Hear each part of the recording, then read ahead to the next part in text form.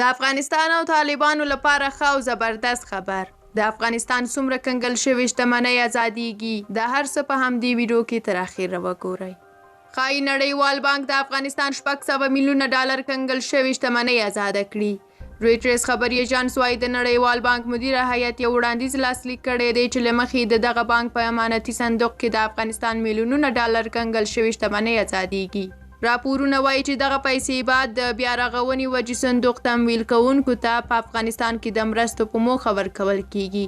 نړیوال بانک ویلي دی دا 600 میلیونه ډالر به په افغانستان کې د پوهنې، افغان کورنیو او ټولنیزو مسایلو لپاره کارول کیږي. د دغه پیسو د آزادولو په اړه به وروستۍ پریکړه د راتلونکي مارچ میاشتې په لومړیو کې اعلانېږي.